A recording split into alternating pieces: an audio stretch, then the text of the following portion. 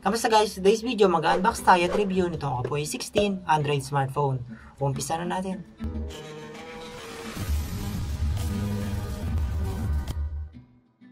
Ito guys, si A16 may iba't ibang capacity sa memory, pero dito sa Pinas mas commonly available itong si 4GB, 64GB na variant.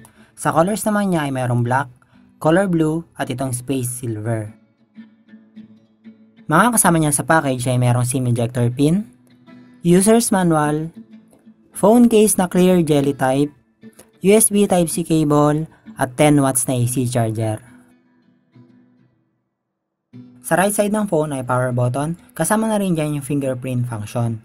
Sa left side naman ay SIM card, SD card slot, dual SIM na may lagayan pa ng SD card. Andito rin yung volume buttons. Sa top side naman ay blanco, at sa bottom side ay nandito yung speaker niya, Type-C port, microphone at 3.5mm jack. And sa likod niya ay triple camera na may 13 megapixel main camera at flashlight ng phone.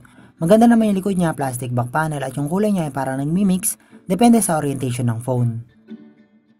Start na natin si A16 at para ma-check din natin yung iba pang specs.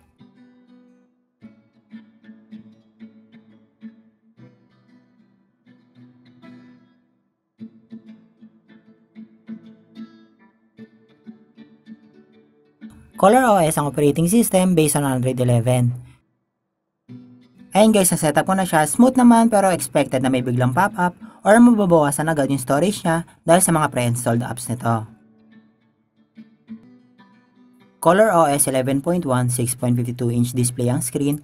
Helio G35 ang processor, octa-core yan guys. 4GB, 64GB, 5000 mAh ang battery. At itong si Android 11 ay hindi na upgradable sa 12. Yung OS pala nito guys ay meron ng kasalansan na convenience tool katulad ng split screen at screen recording na kadalasan hinahanap na feature na wala pa sa mas lumang operating system. At bukod sa Google Play Store, meron tong app market para makapag-download ng apps and games. Pero para sa akin, mas okay pa rin mag-download sa mismong Play Store. Sa games naman tayo guys, basic lang tong si Metal Slug sa A16 natin at madaling i-handle kahit naka-manual mode ang shooting. Kaya swak na mga 2D games sa phone na to.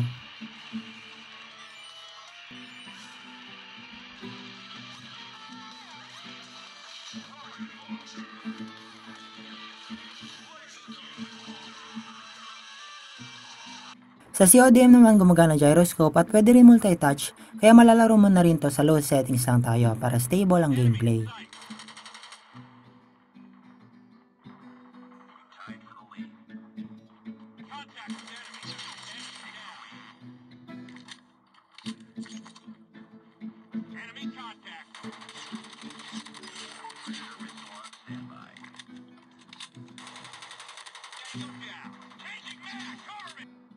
Sa MOBA games katulad ng ML, smooth siya sa medium settings kaya pwede na rin tong sa A16 sa mahilig sa ganitong laro.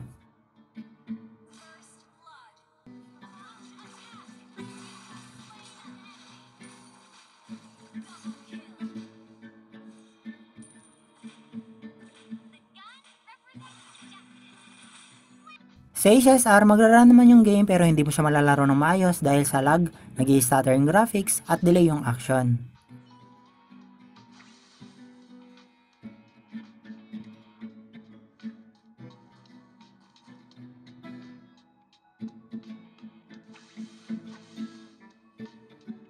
And ito naman guys yung AnTuTu benchmark result ni Oppo A16 natin.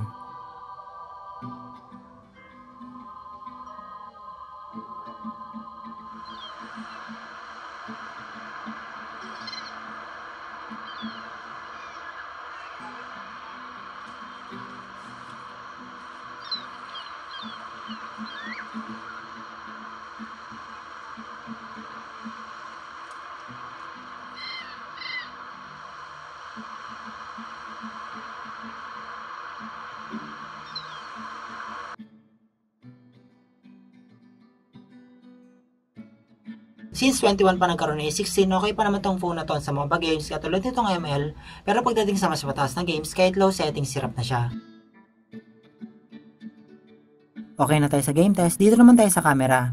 Madalas ako gumamit ng rear camera sa phone ko kaya maganda tong feature na A16 na pwede ka mag-capture ng image or start recording gamit yung side fingerprint ng phone. And ito naman guys yung sample images and video capture ng ating Oppo A16.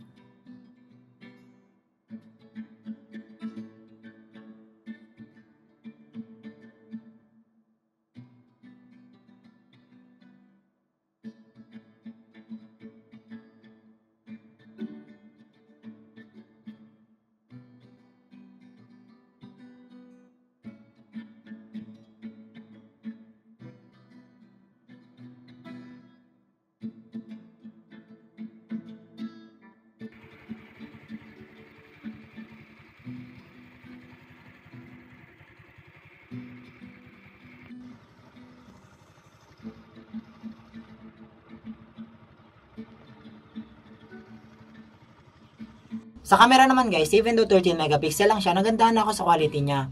Para siya noong kapanahon ng iPhone 6, iPhone 7 na mababa lang yung megapixel, pero solid yung details ng mga images. Pagdating naman sa aesthetic ng phone, physically maganda yung textured color niya, lalo na silver, pero hindi siya ganun galakas in comparison sa halaga ng pera na mabili mo tong model na to. Kaya 50-50 para sa akin kung gagawin ko ito bilang primary phone. Pero at least, mas gusto ko to kaysa sa A16K. And salamat guys sa panonood, huwag kalimutan mag-subscribe, like and follow para mapanood nyo agad yung masusunod na unboxing ng mga Oppo smartphones.